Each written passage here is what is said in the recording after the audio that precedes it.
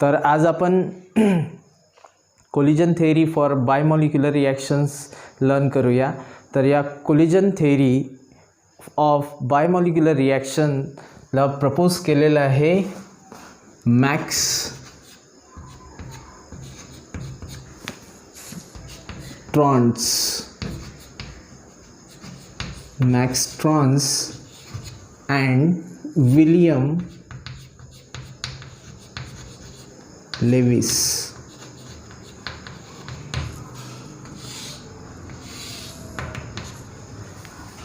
Collision theory is proposed by the two scientists Max Trons and William Lewis combinedly.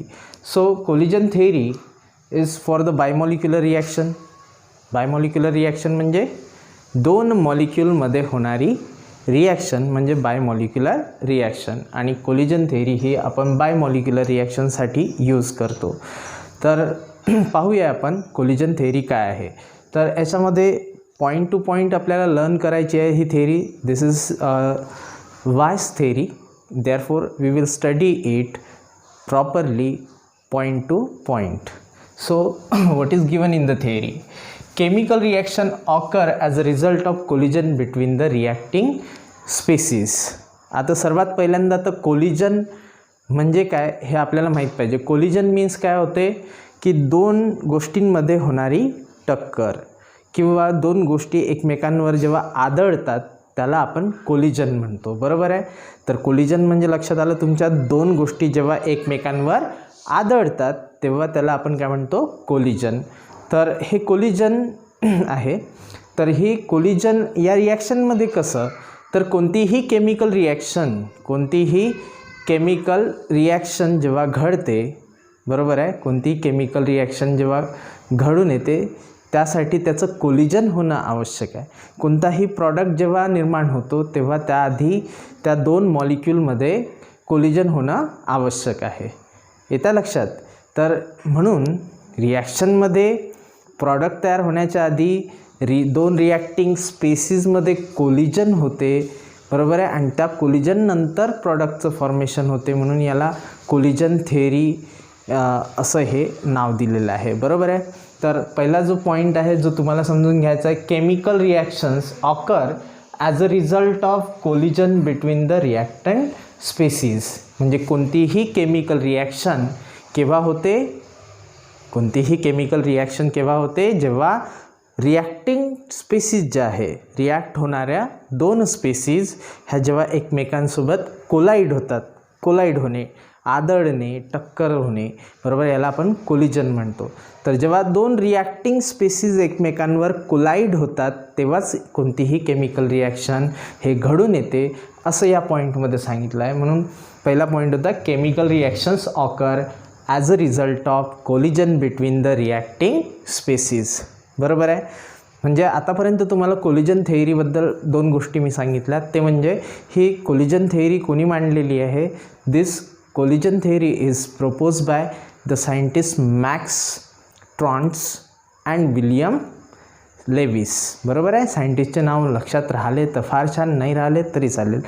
मग ह्या थेअरीचं जे दुसरा point सांगितला मी तुम्हाला तो म्हणजे कोणता? की chemical reaction, any chemical reaction occur as a result of the collision between the reacting species. म्हणजे कोणतीही केमिकल रिॲक्शन तेव्हा घडून येते जेव्हा दोन रिॲक्ट होणाऱ्या स्पेसीजमध्ये कोलिजन होते. बरोबर आहे. रिॲक्टिंग स्पेसीजमध्ये जेव्हा कोलिजन घडून येते त्यांच्यामध्ये ते जेव्हा एकमेकांवर आदळतात तेव्हाच प्रॉडक्ट घडून येते. बरोबर आहे. पण आपण असं नाही म्हणू शकत की प्रत्येक दोन रिॲक्टिंग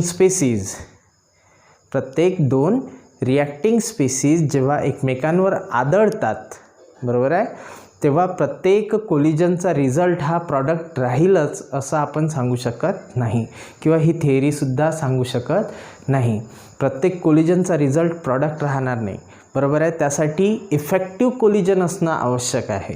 म्हणजे कोलिजनच्या काही रिक्वायरमेंट्स आहेत त्या फुलफिल होणं आवश्यक आहे. तर कोणत्या आहे? What are the basic requirements of the collision theory? So here are the basic requirements are given over the board. and the first one of them is the collision between the reactant molecules. पहिली जे basic requirement आहे, मी basic requirement इथे लिहून ठेवलेलं आहे.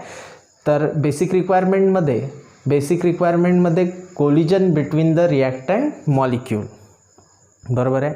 तर collision थेअरीच्या basic रिक्वायरमेंटमध्ये पहिली बेसिक रिक्वायरमेंट आहे collision between the reactant molecule. तर आता पहा, या थेअरीवर जो क्वेश्चन विचारला जाईल तो क्वेश्चन अशा प्रकारे राहू शकते पूर्ण 4 मार्क्सला. म्हणजे हे जर विचारून घेतलं 4 मार्क्सला तर या चॅप्टरमध्ये दुसरं काही विचारण्यासारखं मग राहणार नाही. पण असा क्वेश्चन फार रेअर आहे. मग पहिला जो क्वेश्चन विचारेल 4 मार्क्सला तो कसा राहील, explain the collision theory, bus 4 marks, बरोबर आहे. पण मला वाटत नाही की असा क्वेश्चन विचारून घेईल म्हणून. तर मग नेक्स्ट क्वेश्चन कोणता विचारला जाऊ शकते की explain the basic requirement of collision theory. Collision थेअरीच्या बेसिक रिक्वायरमेंट विचारल्या जातील. मग त्याच्यामध्ये तुम्ही काय लिहायला पाहिजे, कुठून कुठपर्यंत लिहायला पाहिजे. तर कोलिजन थेअरीच्या बेसिक रिक्वायरमेंटमध्ये collision between the reactant molecule, त्यानंतर एनर्जी रिक्वायरमेंट, सेकंड दिलेला आहे तुम्हाला एनर्जी रिक्वायरमेंट, अँड थर्ड दिला आहे तुम्हाला ओरिएंटेशन ऑफ रिॲक्टंट मॉलिक्यूल. असे इतक्या बेसिक रिक्वायरमेंट तुम्हाला लिहायच्या आहे. त्यानंतर एनर्जी रिक्वायरमेंटमधलाच पॉईंट आहे suppose potential energy barrier. Potential energy barrier, तर हा जो पोटेन्शियल एनर्जी बॅरियर आहे हा पॉईंट तुम्हाला सेपरेटलीसुद्धा विचारला जाऊ शकते. म्हणजे सेपरेटली पोटेन्शियल एनर्जी बॅरियर हा 2 मार्क्सला विचारला जाऊ शकते. ठीक आहे. तर हे झालं marking, scheme of marking. And means most likely questions आपण ज्याला म्हणू की हे क्वेश्चन्स येऊ शकतात, तर ते आपण डिस्कस केले. ठीक आहे. सो वन्स अगेन आपण आपल्या टॉपिकवर येऊया. तर कोलिजन थेअरी तुम्हाला समजलं की max Trautz and William Lewis या सायंटिस्टनी कोलिजन थेअरी प्रपोज केलेली आहे, मांडलेली आहे. दुसरं की कोणतीही केमिकल रिॲक्शन जेव्हा घडून येते ती कोलिजन जेव्हा 2 मॉलिक्यूलमध्ये कोलिजन होईल तेव्हाच ती रिॲक्शन घडून येते, बरोबर आहे. मग सर्वात महत्त्वाची गोष्ट मी सांगितली तुम्हाला की प्रत्येक कोलिजन झालं की प्रॉडक्ट तयार होते असं आपण म्हणू शकत नाही, बरोबर आहे. तर जर समजा 2 कार आहे अशा हळूहळू येत आहे आणि हळूहळू येऊन जर एकमेकाला टच झाल्या तर आपण काय म्हणतो, कोलिजन झालं. पण त्या कोलिजनमुळे डॅमेज खूप जास्त झालं का, गाडी पलटी झाली का, किंवा त्या गाडीला खूप जास्त डॅमेज झाला आहे का, नाही. मग डॅमेज होण्यासाठी या 2 कार्सचं कोलिजन हे इफेक्टिवली होणं आवश्यक आहे, तेव्हाच त्यांच्यामध्ये डॅमेज येईल, बरोबर आहे. तशाच प्रकारे 2 मॉलिक्यूल जेव्हा कोलाईड होतात, 2 मॉलिक्यूलचं जेव्हा कोलिजन होते तेव्हा ते इफेक्टिव्ह होणं आवश्यक आहे. Then and only then the product can be form. Otherwise ineffective collision can not produce a product, बरोबर आहे. म्हणजे इफेक्टिव्ह कोलिजन असेल तरच प्रॉडक्ट तयार होईल, आणि जर कोलिजन इफेक्टिव्ह राहिलं नाही तर प्रॉडक्ट तयार होत नाही, बरोबर आहे. ते आपण डिस्कस करू. मग आता इफेक्टिव्ह कोलिजन होण्यासाठी 2 मॉलिक्यूलमध्ये इफेक्टिव्ह कोलिजन होण्यासाठी काय रिक्वायरमेंट्स आहेत, तर त्या रिक्वायरमेंट्स आपण लिहिलेल्या आहे इथे. पहिली बेसिक रिक्वायरमेंट आहे collision between the reactant molecule. Collision between the reactant molecule. तर याचा जो फर्स्ट पॉईंट आहे, फर्स्ट पॉईंट काय आहे, फर्स्ट पॉईंट आहे chemical reactions occur as a result of collision between the 2 molecule. म्हणजे कोणतीही केमिकल रिॲक्शन, आपण तेच डिस्कस केलं आधी पण, की कोणतीही केमिकल रिॲक्शन घडून येण्यासाठी सर्वात पहिल्यांदा 2 मॉलिक्यूलमध्ये कोलिजन होणं आवश्यक आहे, बरोबर आहे. समजा एक हायड्रोजन गॅस मॉलिक्यूल आहे आणि एक ऑक्सिजन गॅस मॉलिक्यूल आहे. याच्यामध्ये जर वॉटर फॉर्मेशन व्हायचं असेल तर ह्या 2 मॉलिक्यूलचं काय होणं आवश्यक आहे, कोलिजन होणं आवश्यक आहे. तेव्हाच H2O+ half O2 gives H2O या प्रकारची रिॲक्शन घडून येईल. मग तेच म्हटलेलं आहे फर्स्ट पॉईंटमध्ये, chemical reactions chemical reactions occur as a result of collision between the two molecule. ठीक आहे. पुढला पॉईंट पहा. It may expect that the rate of reaction is equal to the rate of collision. हळू सांगतो. It may expect that the rate of reaction is equal to the rate of collision. म्हणजे अशी अपेक्षा केली जाते की जे रिॲक्शनचा रेट राहील तो कोणा इतका राहील, रेट ऑफ कोलिजन. म्हणजे याचं सरळ मिनिंग असा होते की जितकं जास्त कोलिजन होणार तितके जास्त त्या रिॲक्शनचा काय राहणार, रेट. बरोबर आहे. म्हणजे जितकं कोलिजन जास्त होईल तितकीच ती रिॲक्शनसुद्धा घडून येत जाईल. बरोबर आहे. 2 मॉलिक्यूल कोलाईड झाले, बरोबर आहे, तर त्यानुसार त्या रिॲक्शनचा रेट राहील. 20 झाले, 200 मॉलिक्यूल कोलाईड झाले तर त्यानुसार त्या रिॲक्शनचा रेट राहील. म्हणजे जसं कोलिजन होणार तसा त्या रिॲक्शनचा रेट राहील. जितकं कोलिजन होणार तितकंच रिॲक्शनचा रेट राहील. बरोबर आहे. रेट ऑफ रिॲक्शन तुम्हाला माहीत आहे, आपण याआधी शिकलेलं आहे.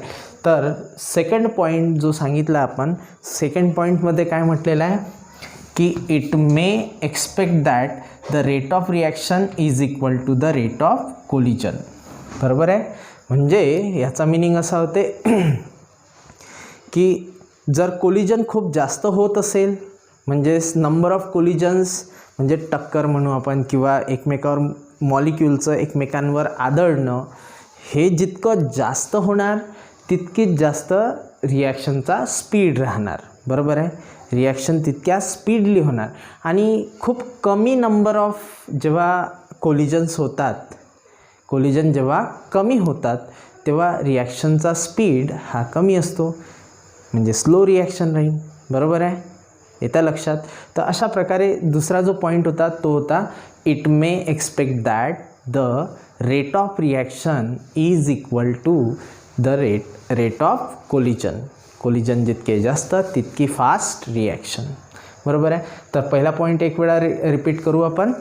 बेसिक रिक्वायरमेंटमध्ये बेसिक रिक्वायरमेंट कोणती आहे की कोलिजन बिटवीन रिॲक्टंट मॉलिक्यूल. पहिली जे रिक्वायरमेंट आहे ते काय आहे की 2 मॉलिक्यूलमध्ये सर्वात पहिल्यांदा काय झालं पाहिजे, कोलिजन झालं पाहिजे. बरोबर आहे. मग याच्यामध्ये आपण पहिला पॉईंट शिकलो की कोणतीही रिॲक्शन तेव्हाच घडून येते जेव्हा 2 मॉलिक्यूलमध्ये कोलिजन होते. दुसरा पॉईंट काय आहे, it may expect that the rate of reaction is equal to the rate of collision. म्हणजे जितकं जास्त कोलिजन होणार मॉलिक्युल्समध्ये तितकी फास्ट ती रिॲक्शन होणार, तितक्या स्पीडनं ती रिॲक्शन होणार. आणि कमी जर समजा कोलिजन होत असले तर रिॲक्शनचा रेट स्लो राहील. बरोबर आहे. त्यानंतर थर्ड पॉईंट आपण लिहिलेला आहे इथे. थर्ड पॉईंटमध्ये काय सांगितलेलं आहे, for the gas phase reaction, for the gas phase reaction म्हणजे कोणती एखादी गॅसियस रिॲक्शन आहे, जसं आपण डिस्कस करू. इथे लिहितो मी गॅस फेज रिॲक्शन. एखादी गॅस फेज रिॲक्शन आहे, N2 gaseous plus thrice H2 gaseous gives twice NH3. बरोबर आहे. N2 gaseous plus thrice H2 gaseous gives twice NH3 gaseous. म्हणजे प्रत्येकाची जे फेज आहे, प्रत्येक जो मॉलिक्यूल आहे तो गॅसियस फेजमध्ये आहे. म्हणजे अशा गॅसियस फेज रिॲक्शनबद्दल आपण बोलणार आहे. तर for the gas phase reaction the number of collisions are far more. For the gas phase reaction number of collisions are far more and many powers of 10 as compare to the observe rate. म्हणजे काय होते की solid आणि लिक्विडचं जर सोडलं आपण तर we are talking about the gases किंवा गॅसियस मॉलिक्यूल. जेव्हा गॅसियस मॉलिक्यूलमध्ये रिॲक्शन होणार तेव्हा नंबर ऑफ कोलिजन्स हे जास्त राहणार. बरोबर आहे. आपल्याला माहीत आहे की सॉलिड आणि लिक्विडच्या कंपॅरिझनमध्ये गॅसमध्ये व्हॉल्यूम हा वारंवार चेंज होतो, कारण गॅसियस मॉलिक्यूलची मोशन होत राहते कंटिन्युअसली. एखादं कंटेनर असेल, बरोबर आहे, तुम्ही एखादी कॅन म्हणा किंवा हे रूम म्हणा, कोणताही जिथे गॅस राहतो ते त्याचं कंटेनर आहे. तर त्या कंटेनरमध्ये जेव्हा गॅस हा रँडमली मूव्ह होत राहतो, बरोबर आहे, रँडमली मूव्ह होत राहतो, तेव्हा त्याचे एकमेकांवर हे आदळणं किंवा त्याला आपण कोलिजन्स म्हणू, हे कोलिजन्स खूप जास्त होत राहते. हा गॅस मॉलिक्यूल इकडून जाऊन तो बाउन्स होतो, याच्यावर आदळतो, तिथून बाउन्स होऊन दुसऱ्या मॉलिक्यूलवर आदळतो. म्हणजे त्यांच्यामध्ये कोलिजन्स हे फार मोर आहे, म्हणजेच खूप जास्त कोलिजन्स होतात गॅस फेज रिॲक्शनमध्ये. तर त्यांनी म्हटलेलं आहे की for the gas phase reaction the number of collisions are far more and it is typically many powers of tens. Typically many powers of tens म्हणजे असा ऑब्झर्व केल्या गेला आहे की जवळपास 10⁻25 to 10⁻28. 10⁻25 म्हणजे खूप मोठी संख्या झाली. 10⁻25 म्हणजे खूप मोठी संख्या झाली. 10वर इतके सगळे शून्य, बरोबर आहे. मीन्स ती मिलियन्स बिलियन्समध्ये ही संख्या जाते, बरोबर आहे. 10⁻25 to 10⁻28 इतके नंबर ऑफ कोलिजन्स होतील. आपण म्हणजे इमॅजिन नाही करू शकत इतके जास्त कोलिजन्स हे गॅस फेज रिॲक्शनमधल्या रिॲक्टंट मॉलिक्युल्समध्ये होतात. एकमेकांवर इतक्या वेळा आदळतात ते, बरोबर आहे. तर इतके जास्त कोलिजन्स हे होतात, पण त्यापैकी ऑब्झर्व जे केल्या जाते ते आहे 10⁻2 to 10⁻3. म्हणजे तुम्ही म्हणाल हे काय सांगत आहे, तर नंबर ऑफ कोलिजन्स इतके होतात, बरोबर आहे. नंबर ऑफ कोलिजन्स 10⁻25 to 10⁻28 इतके नंबर ऑफ कोलिजन्स होतात, पण या प्रत्येकाचा प्रॉडक्ट बनेल असं सांगता येत नाही. तर त्यामुळे एक्सपेरिमेंटली जितकं ऑब्झर्व केलं गेलं आहे, बरोबर आहे, ऑब्झर्व रेट जो आहे म्हणजे जे सक्सेसफुल कोलिजन आहे किंवा ज्याला आपण इफेक्टिव्ह कोलिजन आहे ते किती राहतील, तर ते राहतील जास्तीत जास्त 10⁻3. कितीपैकी 10⁻25 to 10⁻28 पैकी किती कोलिजन्स सक्सेसफुल आहे, किती कोलिजनमुळे प्रॉडक्ट तयार होईल, तर 10⁻3, बरोबर आहे. तर हा जो पूर्ण थर्ड पॉईंट आहे, बरोबर. तर ह्या थर्ड पॉईंटचा मिनिंग काय होते की गॅस फेज रिॲक्शन जर असेल, म्हणजे सगळे जे रिॲक्टिंग मॉलिक्युल्स आहे ते जर गॅस फेजमध्ये असेल, गॅसियस स्टेटमध्ये असेल, तर त्या गॅस फेज रिॲक्शनमध्ये ती रिॲक्शन घडत असताना ते रिॲक्टंट जेव्हा आदळतात तर त्यांचं जे कोलिजन आहे ते खूप जास्त प्रमाणात होते. त्याची संख्या जर पाहिली तर ते इमॅजिन करण्यापेक्षा जास्त आहे. म्हणजे जसं 10⁻25 10⁻28 इतके नंबर ऑफ कोलिजन्स होतात, पण इतके कोलिजन्स होतात तर त्यापैकी प्रत्येक कोलिजनमुळे प्रॉडक्ट बनत नाही, बरोबर आहे. तर प्रॉडक्ट जास्तीत जास्त कितीपासून बनतो, 10⁻3 इतक्या कोलिजन्समुळे प्रॉडक्ट रिॲक्टंटचं कन्व्हर्शन प्रॉडक्टमध्ये होते, बरोबर आहे. तर अशा प्रकारे हा गॅस फेज रिॲक्शनविषयी इन्फॉर्मेशन होती. तर आता आपण पहिला जो बेसिक रिक्वायरमेंट आहे त्याच्याकडे येऊ. परत पहिली बेसिक रिक्वायरमेंट कोणती आहे की कोलिजन होणं आवश्यक आहे. प्रॉडक्ट फॉर्म होण्यासाठी रिॲक्टंट्समध्ये काय होणं आवश्यक आहे, प्रॉडक्ट तयार होण्यासाठी रिॲक्टंट्समध्ये कोलिजन होणं आवश्यक आहे. तर collision between the reactant molecules. पहिला पॉईंट होता chemical reaction occur as a result of collision between the two molecule. Second point आहे it may expect that the rate of reaction is equal to the rate of collision. म्हणजे त्या रिॲक्शनचा speed आहे किंवा slowness किंवा fastness आहे ते कशावर dependent, कोलिजनवर. Collision जर जास्त कोलिजन जर झाले तितकी जास्त ती रिॲक्शन फास्ट राहील. जर नंबर ऑफ कोलिजन स्लो झाले तर त्या रिॲक्शनचा रेट हा स्लो राहील, बरोबर आहे. त्यानंतर तिसरा जो पॉईंट आहे, थर्ड पॉईंट जो आहे तो कोणता आहे, for the gas phase reaction the number of collisions are far more. Gas phase रिॲक्शनसाठी नंबर ऑफ कोलिजन हे खूप जास्त होतात.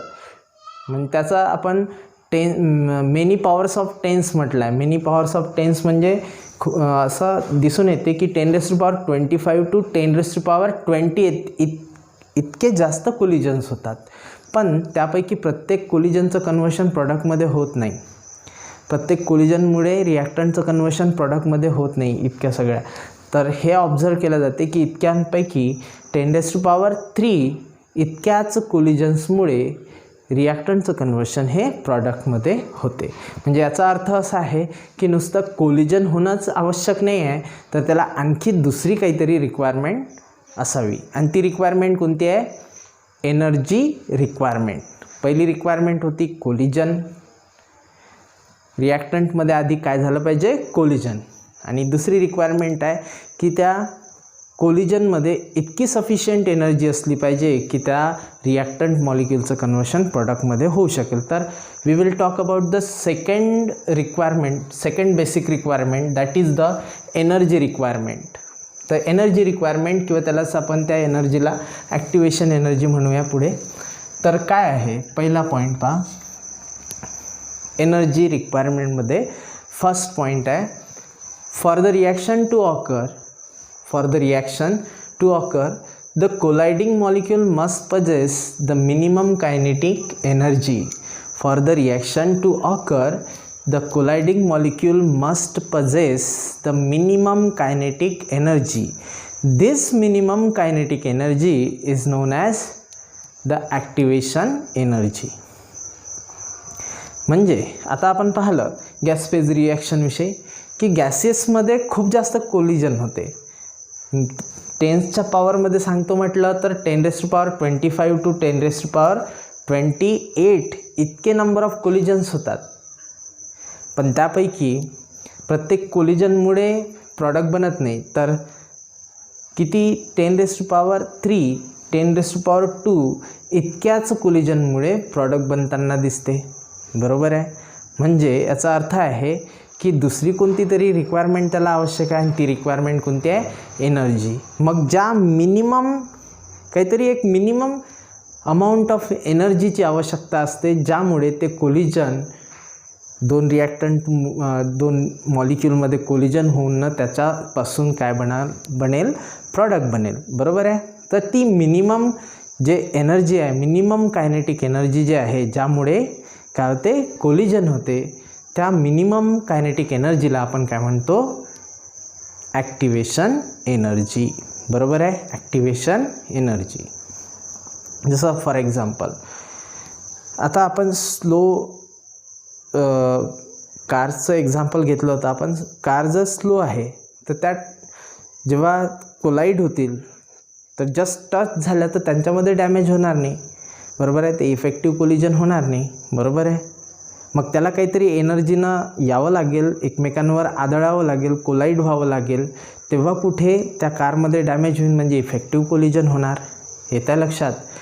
तर ते इफेक्टिव्ह कोलिजन होण्यासाठी जितकी कमीत कमी एनर्जी लागणार होती, ती कमीत कमी एनर्जी म्हणजे काय होते? Activation energy. तर डेफिनेशन एक वेळा पाहून घ्या. काय सांगितलं आहे? For the reaction to occur, एखादी रिॲक्शन घडून येण्यासाठी कोलायडिंग molecule must possess minimum kinetic energy. Colliding molecule must possess minimum kinetic energy, and this minimum kinetic energy is called as the activation energy. येतं लक्षात? For the reaction to occur, the colliding molecule must possess minimum kinetic energy. This minimum kinetic energy is called as the activation energy. म्हणजे आता दोन requirement तुमच्या लक्षात आल्या असेल, दोन बेसिक रिक्वायरमेंट. पहिले तर त्या दोन कोणत्याही रिॲक्टंट स्पेसिसमध्ये किंवा दोन रिॲक्टंट मॉलिक्यूलमध्ये काय होणं आवश्यक आहे? कोलिजन. आणि ते कोलिजन एका मिनिमम कायनेटिक एनर्जीने झालं पाहिजे. त्यापेक्षा तितकी असायला पाहिजे किंवा त्यापेक्षा जास्त कायनेटिक एनर्जी असायला पाहिजे. तेव्हा आणि तेव्हाच काय होणार? सक्सेसफुल कोलिजन होणार किंवा सक्सेसफुल मीन्स इफेक्टिव्ह कोलिजन होणार किंवा सक्सेसफुल कोलिजन होणार. इफेक्टिव्ह किंवा सक्सेसफुल कोलिजन कोणाला म्हणत आहे आपण? ज्या कोलिजनमुळे दोन रिॲक्टंट मॉलिक्यूल हे कशामध्ये कन्वर्ट होतात? प्रॉडक्टमध्ये कन्वर्ट होतात. ठीक आहे. आता पहा दुसरा पॉईंट एनर्जी रिक्वायरमेंटमध्ये दिलेला आहे. The reaction would occur only if colliding molecule possess kinetic energy equal or greater than activation energy. पहा, reaction would occur only if the colliding molecule possess kinetic energy equal or greater than the activation energy. जी activation energy आहे, activation energy म्हणजे काय की ज्यामुळे दोन मॉलिक्यूलमध्ये collision होऊन ते मॉलिक्यूल कशामध्ये कन्वर्ट होतात, प्रॉडक्टमध्ये कन्वर्ट होतात, त्या मिनिमम कायनेटिक एनर्जीला आपण काय म्हटलेलं आहे, ॲक्टिवेशन एनर्जी. बरोबर आहे. तर त्या ॲक्टिवेशन एनर्जीपेक्षा इतकी किंवा त्या ॲक्टिवेशन एनर्जीपेक्षा जास्त कायनेटिक एनर्जीने दोन मॉलिक्यूल काय व्हायला पाहिजे, कोलाईड व्हायला पाहिजे. तेव्हा आणि तेव्हा ते कोलिजन सक्सेसफुल होईल किंवा त्या कोलिजनला इफेक्टिव्ह कोलिजन म्हणू आपण. सक्सेसफुल किंवा इफेक्टिव्ह कोलिजन कशाला म्हणत आहे, ज्या कोलिजनने काय होते, रिॲक्टंट मॉलिक्यूल कशामध्ये कन्वर्ट होतात, प्रॉडक्टमध्ये कन्वर्ट होतात, त्याला म्हणू आपण. ठीक आहे. त्यानंतर आहे थर्ड बेसिक रिक्वायरमेंट. आणि थर्ड बेसिक रिक्वायरमेंट कोणती आहे, ओरिएंटेशन ऑफ रिॲक्टंट मॉलिक्यूल. पहिली बेसिक रिक्वायरमेंट होती की दोन मॉलिक्यूलमध्ये काय झालं पाहिजे, कोलिजन झालं पाहिजे, दोन मॉलिक्यूल एकमेकांवर आदळले पाहिजे. बरोबर आहे. मग दुसरी जे बेसिक रिक्वायरमेंट आहे, कारण प्रत्येक वेळा जर मॉलिक्यूल आदळला तर प्रॉडक्ट बनत नाही, म्हणून दुसरी बेसिक रिक्वायरमेंट सांगितल्या गेली ते म्हणजे कोणती, एनर्जी रिक्वायरमेंट. दोन मॉलिक्यूल इतक्या कमीत कमी एनर्जीने कोलाईड झाले पाहिजे की ज्यामुळे ते कोलिजन कशामध्ये कन्वर्ट झालं पाहिजे, प्रॉडक्टमध्ये. त्या मिनिमम कायनेटिक एनर्जीला काय म्हटलं आपण, ॲक्टिवेशन एनर्जी. बरोबर आहे. तर दुसरी बेसिक रिक्वायरमेंट आहे ॲक्टिवेशन एनर्जी. बरोबर. आता तिसरी बेसिक रिक्वायरमेंट, कधी काय होते की कोलाईड होताना पूर्ण एनर्जी पण व्यवस्थित असेल पण त्यांचं कोलिजन प्रॉपर होत नाही. जसं एखादी गाडी येते इकडून, दोन्ही वेगाने येऊन राहिल्या, बरोबर आहे, असं वाटते कोलिजन होणार पण त्यांचं ओरिएंटेशन बरोबर राहत नाही, कारण ते ऐन वेळेवर कट मारतात म्हणजे ही गाडी बरोबर इकडून अशी निघून जाईल. येतं लक्षात. म्हणजे त्याचं ओरिएंटेशन बरोबर नव्हतं. ओरिएंटेशन फेस टू फेस राहिलं असतं तर कोलिजन झालं असतं, पण ते फेस टू फेस न येता ते कट मारतात म्हणजे साईडनं निघून जातात, म्हणजे त्याचं ओरिएंटेशन प्रॉपर होतं का, नाही. तर ते ओरिएंटेशन खूप इम्पॉर्टंट आहे इफेक्टिव्ह कोलिजनसाठी. येतं लक्षात. प्रॉडक्ट फॉर्मेशनसाठी, रिॲक्टंटपासून प्रॉडक्ट फॉर्म होण्यासाठी कोलिजन थेअरीने काही बेसिक रिक्वायरमेंट सांगितल्या आहेत. त्यातली पहिली बेसिक रिक्वायरमेंट होती की दोन मॉलिक्यूलमध्ये काय झालं पाहिजे, कोलिजन झालं पाहिजे. येतं लक्षात. दुसरी बेसिक रिक्वायरमेंट सांगितली आहे की एनर्जी रिक्वायरमेंट, म्हणजे ॲक्टिवेशन एनर्जी असली पाहिजे. ॲक्टिवेशन एनर्जी म्हणजे काय, for the reaction to occur, एखादी रिॲक्शन होण्यासाठी कोलायडिंग मॉलिक्यूल जे आहे त्यांच्यामध्ये मिनिमम कायनेटिक एनर्जी पाहिजे, ज्या कायनेटिक एनर्जीनं ते काय होतील, एकमेकांवर कोलाईड होतील. त्या मिनिमम कायनेटिक एनर्जीला काय म्हटलं आहे, ॲक्टिवेशन एनर्जी. बरोबर आहे. तर ही दुसरी बेसिक रिक्वायरमेंट.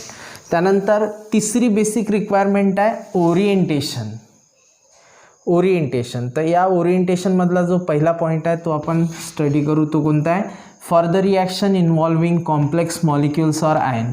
एखादी रिॲक्शन असेल ज्यामध्ये कॉम्प्लेक्स मॉलिक्यूल असेल किंवा एखादा आयन असेल, they must collide with proper orientation. तर त्या रिॲक्टंट मॉलिक्यूलचा प्रॉडक्ट बनण्यासाठी त्या कॉम्प्लेक्स रिॲक्टंट कोणते आहे, कॉम्प्लेक्स मॉलिक्यूल किंवा मग आयन, पॉझिटिव्ह आयन किंवा निगेटिव्ह आयन्स. तर हे मॉलिक्यूल रिॲक्ट जर व्हायचं असेल तर त्यांचं कोलिजन होणं आवश्यक आहे, आणि कोलिजन होताना त्यांचं ओरिएंटेशन हे प्रॉपर असलं पाहिजे. म्हणून इथे लिहिलं आहे, they must collide with proper orientation. They must collide with proper orientation. ठीक आहे. म्हणजे प्रॉपर ओरिएंटेशन असलं पाहिजे. म्हणजे जर समजा हँडशेक करायचा आहे तर त्यानंही बरोबर हँडशेक केला पाहिजे, त्याने त्याचा हात व्यवस्थित वाढवला पाहिजे. नाहीतर हा उभा इकडे आहे, हात इकडे करेल, तो इकडे हात करेल, तर त्यांचा हँडशेक होणार आहे का, नाही. ओरिएंटेशन बरोबर पाहिजे. येतं लक्षात. तर इथे सुद्धा म्हटलं आहे की कोलाईड होताना ओरिएंटेशन आवश्यक आहे. ओरिएंटेशन प्रॉपर असलं पाहिजे. दोन प्रकारचं ओरिएंटेशन आहे, एक प्रॉपर ओरिएंटेशन आणि एक इम्प्रॉपर ओरिएंटेशन. बरोबर आहे. तर इथे पहा, ही एक रिॲक्शन आहे, ही एक रिॲक्शन आहे जसं ए प्लस सी बी. कोणती रिॲक्शन आहे? A plus C single bond बी. त्याच्यापासून प्रॉडक्ट तयार होते. हा ए आणि बी कंबाईन होऊन काय बनते? A B. काय बनते? A B means A single bond B plus C. आता हा ए सी आणि बी पैकी बी सोबत कंबाईन होण्यासाठी याचं ओरिएंटेशन हे प्रॉपर कशा पद्धतीनं राहील ते पाहू आपण. तर सर्वात पहिल्यांदा जे इम्प्रॉपर कोलिजन राहील ते इम्प्रॉपर कोलिजन कसं राहील पहा. इम्प्रॉपर कोलिजन इथे दाखवलेलं आहे. जर हा ए आहे आणि याच्या दिशेने, याच्या डायरेक्शनने कोण आहे?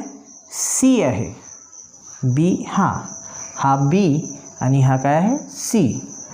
तर जर एला जर सीने अप्रोच केलं, एच्या जवळजवळ कोणाला? सी, तर हा याच्यासोबत रिॲक्ट होणार नाही सी सोबत, कारण एला बी सोबत रिॲक्ट व्हायचं आहे, सी सोबत रिॲक्ट होत नाही. येतं लक्षात? म्हणजे आपल्याला ज्याच्यासोबत बोलायचं आहे, एखाद्या व्यक्तीसोबत बोलायचं आहे, तो दूर आहे आणि दुसराच आपल्यासोबत आपल्या जवळ येऊन राहिला, तर आपण याच्यासोबत बोलणार आहे का? नाही. आपलं बोलणं अर्जंट दुसऱ्यासोबत आहे. बरोबर आहे. पण आपल्या जवळ कोण येऊन राहिला? ज्याच्यासोबत आपल्याला बोलायचं नाही आहे. तशाच प्रकारे हा सुद्धा इथे पहा, एला कोणासोबत कंबाईन व्हायचं आहे? बी सोबत, पण याच्या जवळ कोण येऊन राहिला आहे? सी. मग हा सी सोबत कंबाईन होणार आहे का? नाही. म्हणून हा सी सोबत कंबाईन होणार नाही. म्हणून रिॲक्टंटचं कोलिजन जरी झालं तरी ओरिएंटेशन व्यवस्थित नव्हतं, याची रचना व्यवस्थित नव्हती, म्हणून हा याच्यासोबत प्रॉडक्ट तयार करू शकत नाही. याच्या उलट पहा, कंपॅरिझन कर जा, मग लक्षात येईल. याच्या उलट पहा, एला कंबाईन व्हायचं आहे बी सोबत. आपण इथे पहिलेच पाहिलं होतं, एला कोणासोबत कंबाईन व्हायचं आहे? बी सोबत कंबाईन व्हायचं आहे. पण इथे पहा, एला अप्रोच कोणी केलं? सीने. बीने केलं नाही, म्हणून इथे प्रॉडक्ट तयार झाला नाही. याचं ओरिएंटेशन इम्प्रॉपर ओरिएंटेशन म्हणतो आपण. हे प्रॉपर ओरिएंटेशन नव्हतं. प्रॉपर ओरिएंटेशन कसं राहील पहा, एला कंबाईन व्हायचं आहे बी सोबत, एला बी सोबत कंबाईन व्हायचं आहे. बरोबर. तर ए ज्या साईडला आहे त्याच साईडला कोण अप्रोच होऊन राहिला? बी. म्हणून A will combine with B means A will form a new bond with B. आणि बॉन्ड फॉर्मेशन झाल्यामुळे ए आणि बी कंबाईन झालं आणि सी काय झाला? सेपरेट प्रॉडक्ट तयार झाला. बरोबर आहे. आता हा बरोबर एच्या साईडनं होता, म्हणजे याला काय म्हणतो आपण? Proper orientation. याला काय म्हणतो आपण? Proper orientation. तर हे होतं ओरिएंटेशन. तर अशा 3 बेसिक रिक्वायरमेंट आहे. पहिली बेसिक रिक्वायरमेंट आहे, ह्या बेसिक रिक्वायरमेंट कशाच्या आहे? कोलिजन थेअरीच्या आहे. कोलिजन थेअरी काय सांगते की एखाद्या रिॲक्टंटला प्रॉडक्टमध्ये कन्वर्ट करण्यासाठी सर्वात पहिली बेसिक रिक्वायरमेंट आहे की त्याचं कोलिजन झालं पाहिजे. आणि प्रत्येक कोलिजनमधून प्रॉडक्ट तयार होत नाही, म्हणून त्या कोलिजनसोबतच त्या 2 मॉलिक्यूलमध्ये काय असली पाहिजे? एक मिनिमम कायनेटिक एनर्जी. बरोबर आहे. कोलाईड होताना एक मिनिमम कायनेटिक एनर्जी असली पाहिजे. त्या मिनिमम कायनेटिक एनर्जीला आपण काय म्हणत आहे? Activation energy. बरोबर आहे. तर पहिला बेसिक रिक्वायरमेंट कोलिजन होणे, दुसरा बेसिक रिक्वायरमेंट ॲक्टिवेशन एनर्जी असणे, आणि हे 2 असूनही नाही चालत, तिसरीसुद्धा बेसिक रिक्वायरमेंट आहे ते म्हणजे ओरिएंटेशन. तर ओरिएंटेशन आपण इथे समजावून घेतलं की हे जर रिॲक्शन घडून यायची आहे A plus C single bond बीची, कशामध्ये? A single bond B plus सीमध्ये हे जर रिॲक्शन व्हायची आहे तो ओरिएंटेशन कसं असलं पाहिजे? एच्या दिशेने जर सी अप्रोच होत असेल तर याला प्रॉपर ओरिएंटेशन म्हणणार नाही, कारण प्रॉडक्ट तयार होत नाही. ए जसाच्या तसा राहील आणि सी सिंगल बॉन्ड बी जसंच्या तसं राहील. पण इथे पहा, एच्या साईडला कोण आहे? आता हा बी आहे. बरोबर आहे. याला म्हणतो आपण प्रॉपर ओरिएंटेशन, म्हणून याचं प्रॉडक्टमध्ये कन्वर्शन होणार. ठीक आहे. त्यानंतर पहा, एनर्जी रिक्वायरमेंटचाच एक भाग आहे पण तो आपण सेपरेटली सांगत आहे. Potential energy barrier. तर पोटेन्शियल एनर्जी बॅरियर विषयी आपण बोलू. तर पहिला जो पॉईंट आहे तो कोणता आहे? During the course of collision new bonds AB develop at the same time the bond CB breaks. म्हणजे काय होते की दोन मॉलिक्यूलमध्ये कोलिजन होताना काय होते की जे ओल्ड बॉन्ड्स आहे ते ब्रेक होतात आणि ॲट द सेम टाईम त्याच वेळेला काय होते, नवीन बॉन्ड तयार होते. येतं लक्षात? जसं आता इथे पाहू आपण, जसं इथे पाहू,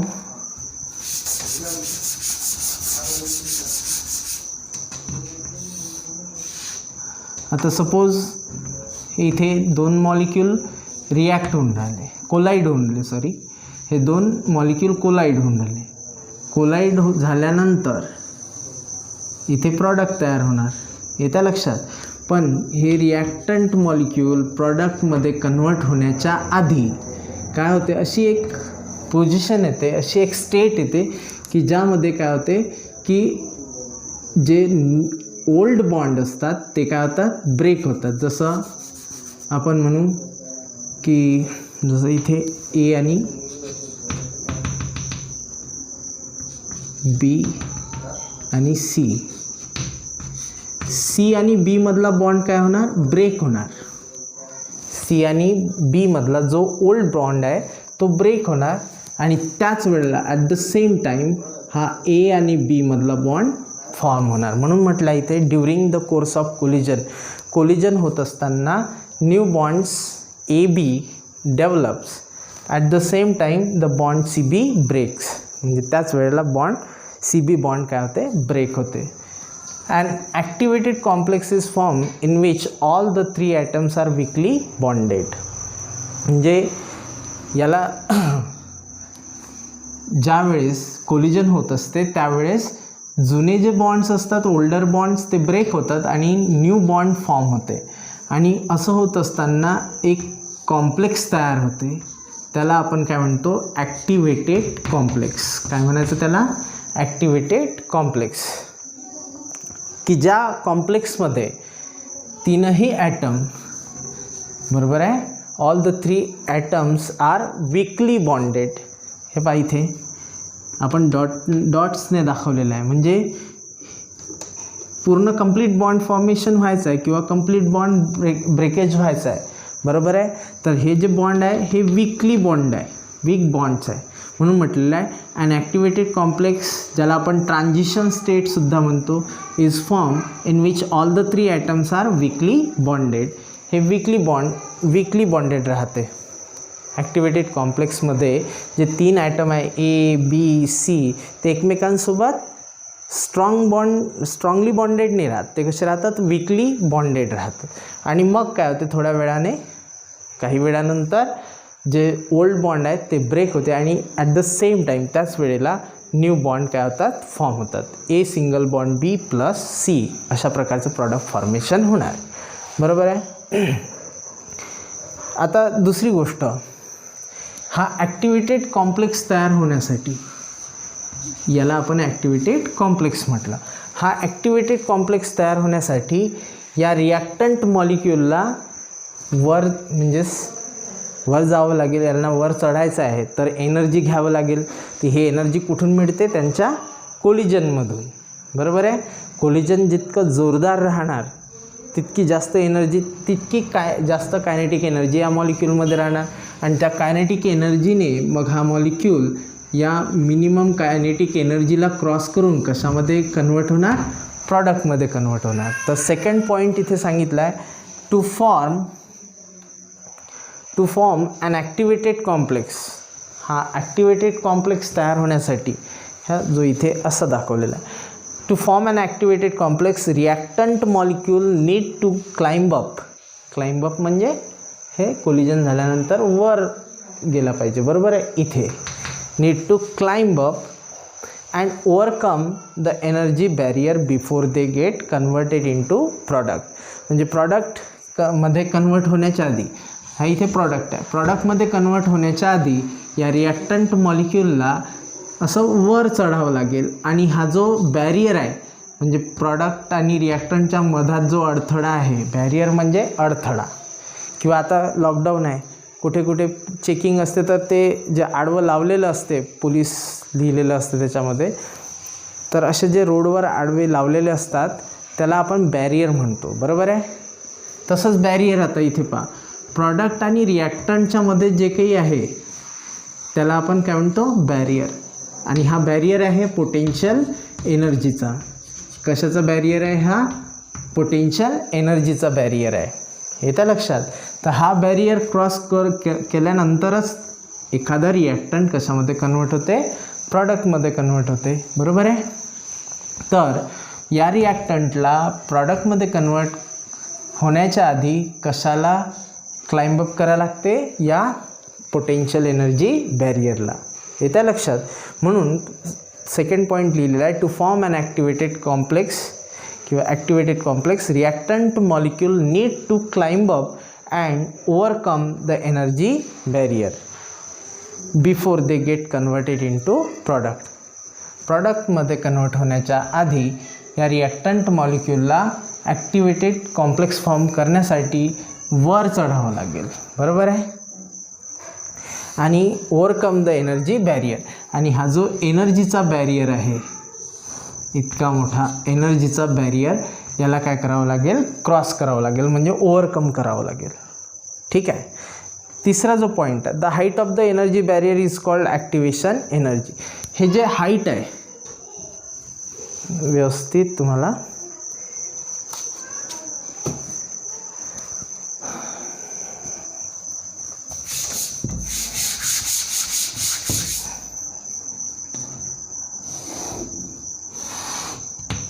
सपोज हा रिॲक्टंट आहे, हे एनर्जी बॅरियर आणि इथे प्रॉडक्ट, हा प्रॉडक्ट, हा रिॲक्टंट आणि इकडे पोटेन्शियल एनर्जी हे इन्क्रीज होत आहे, ठीक आहे.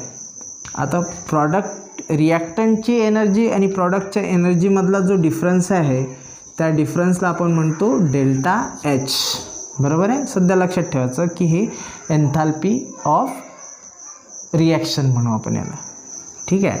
त्यानंतर रिॲक्टंट पासून तर ही जी हाईट दिसते, height of energy, this is non as activation energy. याला काय म्हणतो आपण, activation energy. It is shown by EA. कशाने दाखवतो आपण, EA. तर ही ॲक्टिवेशन एनर्जी या हाईटला आपण, हा जो मी ॲरो काढलेला आहे, या हाईटला आपण काय म्हणतो, ॲक्टिवेशन एनर्जी, येतं लक्षात, activation energy. The height of the energy barrier is called as activation energy. या एनर्जी बॅरियरचा इथे ॲक्टिवेटेड कॉम्प्लेक्स आहे, ॲक्टिवेटेड कॉम्प्लेक्स याला म्हटलं आहे आपण ॲक्टिवेटेड कॉम्प्लेक्स. हा जो दिसून राहिला याला काय म्हणतो आपण, ॲक्टिवेटेड कॉम्प्लेक्स. ज्या कॉम्प्लेक्समध्ये तिन्ही ॲटम काय असतात, वीकली बॉन्डेड, ठीक आहे. तर याला आपण ॲक्टिवेटेड कॉम्प्लेक्स म्हटलं. तर हाईट ऑफ एनर्जी बॅरियर, हाच ॲक्टिवेटेड कॉम्प्लेक्स काय, एनर्जी बॅरियर. तर याची जे हाईट आहे एनर्जी बॅरियरची, रिॲक्टंटच्या इथून तर इतकी हाईट जी आहे याची, याला काय म्हणतो आपण, ॲक्टिवेशन एनर्जी. आता नेक्स्ट पॉईंट आहे, मी इथे तुम्हाला ओरली सांगतो. Thus reactant molecule transform to product only if they possess the energy equal to or greater than activated complex. म्हणजे एखादा रिॲक्टंट जर प्रॉडक्टमध्ये कन्वर्ट व्हायचं आहे, ट्रान्सफॉर्म करायचं आहे, तर त्याच्यामध्ये इतकी कमीत कमी एनर्जी असली पाहिजे जेणेकरून तो कशाला क्रॉस करू शकेल, या एनर्जी बॅरियरला, या पोटेन्शियल एनर्जी बॅरियरला क्रॉस करू शकेल. इतकी त्याच्यामध्ये काय असली पाहिजे, मिनिमम एनर्जी असली पाहिजे किंवा ॲक्टिवेशन एनर्जी असली पाहिजे. तर हा रिॲक्टंट मॉलिक्यूल कशामध्ये कन्वर्ट होणार, प्रॉडक्टमध्ये, बरोबर आहे. तर अशा प्रकारे ही काय होती, कोलिजन थेअरी. तर आपण या कोलिजन थेअरीमध्ये काय शिकलो, इन शॉर्ट आपण पाहून घेऊया. तर कोलिजन थेअरी ही बायमॉलिक्युलर रिॲक्शनसाठी वापरते. बायमॉलिक्युलर रिॲक्शन म्हणजे काय होते, दोन रिॲक्टंट मॉलिक्यूल असेल तर त्याला बायमॉलिक्युलर रिॲक्शन म्हणू आपण. ठीक आहे. ही कोलिजन थेअरी कोणी प्रपोज केलेली आहे, this is propose by the Max Trautz and William Lewis. तर या थेअरीच्या ज्या बेसिक रिक्वायरमेंट्स आहे, what are the basic requirements of collision theory for the biomolecular reactions. The very first basic requirement is collision between the reactant molecule. म्हणजे पहिली basic requirement आहे collision होणे, दोघांमध्ये कोलिजन झालं पाहिजे. दुसरी रिक्वायरमेंट कोणती आहे, दुसरी रिक्वायरमेंट आहे एनर्जी रिक्वायरमेंट किंवा त्यालाच आपण ॲक्टिवेशन एनर्जी. दोन जे रिॲक्टंट मॉलिक्यूल आहे त्यांचं कोलिजन तर झालं पाहिजे, पण त्यांच्यामध्ये ॲक्टिवेशन एनर्जीसुद्धा असली पाहिजे. ॲक्टिवेशन एनर्जी सांगितली आपण की ज्या एनर्जीमुळे, ज्या activation minimum kinetic एनर्जीमुळे reactant collide होऊन कशामध्ये कन्वर्ट होतात, प्रॉडक्टमध्ये कन्वर्ट होतात, त्या मिनिमम कायनेटिक एनर्जीला आपण काय म्हणतो, ॲक्टिवेशन एनर्जी. ॲक्टिवेशन एनर्जी असली पाहिजे, पहिलं कोलिजन, दुसरी ॲक्टिवेशन एनर्जी. तिसरा पॉईंट आहे ओरिएंटेशन. त्यांचं ओरिएंटेशनसुद्धा प्रॉपर असलं पाहिजे. इम्प्रॉपर आपण इथे पाहिलं, इम्प्रॉपर जर असलं तर प्रॉडक्ट फॉर्म होत नाही. प्रॉपर ओरिएंटेशन असलं तरच काय तयार होते, प्रॉडक्ट तयार होते. ठीक आहे. त्यानंतर आपण एनर्जी रिक्वायरमेंटचाच भाग एक पोटेन्शियल एनर्जी बॅरियर. ठीक आहे. त्याच्यामध्ये पाहिलं आपण की कोलिजन होत असताना काय होते की जे जुने बॉन्ड्स असतात, मीन्स ओल्ड बॉन्ड्स जे असतात, जसं बी आणि सीमध्ये ओल्ड बॉन्ड आहे, जुने बॉन्ड आहे, ते ब्रेक होतात. आणि ए आणि बीमध्ये जसा बॉन्ड डेव्हलप झाला तो बॉन्ड न्यू आहे, तर असे न्यू बॉन्ड डेव्हलप होतात कोलिजन होत असताना, आणि ओल्ड बॉन्ड ब्रेक होतात. हे सेम टाईम होते, इन्स्टंटेनियस होत, बरोबर आहे. तर असा जो एक कॉम्प्लेक्स तयार होते ज्यामध्ये काय होते, सेम टाईमला ओल्ड बॉन्ड ब्रेक होते आणि न्यू बॉन्ड फॉर्म होते, त्या कॉम्प्लेक्सला ॲक्टिवेटेड कॉम्प्लेक्स म्हणू आपण.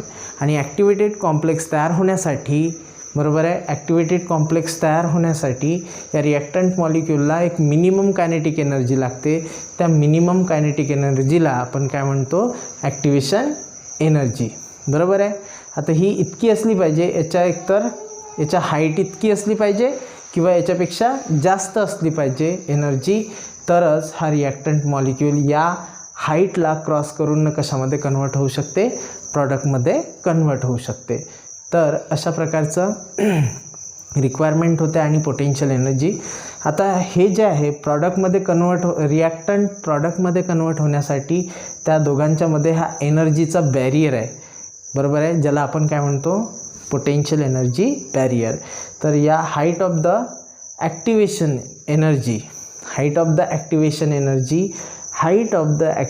Energy is called as the potential energy barrier. बरोबर आहे. तर याला बॅरियर का म्हणतात, कारण प्रॉडक्ट आणि रिॲक्टंटच्या मध्ये हा अडथळा आहे, याला क्रॉस केल्याशिवाय रिॲक्टंट प्रॉडक्टमध्ये कन्वर्ट होऊ शकत नाही, म्हणून हा बॅरियर झाला, अडथळा. ठीक आहे. तर अशा प्रकारे जितकी एकतर पोटेन्शियल एनर्जी बॅरियर इतकी किंवा त्याच्यापेक्षा जास्त ॲक्टिवेशन एनर्जी असेल तर त्याला काय म्हणतो आपण, तर रिॲक्टंट प्रॉडक्टमध्ये कन्वर्ट होऊ शकते. त्यानंतर दुसरी गोष्ट, ॲक्टिवेशन एनर्जी आणि ही डेल्टा एच जे की इंटरनल एनर्जी असते, या दोघांनी मिळून काय बनते, एक थ्रेशोल्ड एनर्जी. बरोबर आहे. थ्रेशोल्ड एनर्जी याच्यामध्ये नाही लिहायचं आहे तुम्हाला, पण कधी असा टर्म तुम्हाला ऐकला जाऊ शकते. तर थ्रेशोल्ड एनर्जी म्हणजे काय सांगू शकता तुम्ही, ही ॲक्टिवेशन एनर्जी म्हणजे हे एवढी हाईट, आणि प्रॉडक्ट आणि रिॲक्टंटमधली जे एनर्जी डिफरन्स आहे डेल्टा एच ती, तर EA plus delta H together form threshold energy. ठीक आहे. तर काही अडचण असली तर तुम्ही मला विचारू शकता. Thank you so much.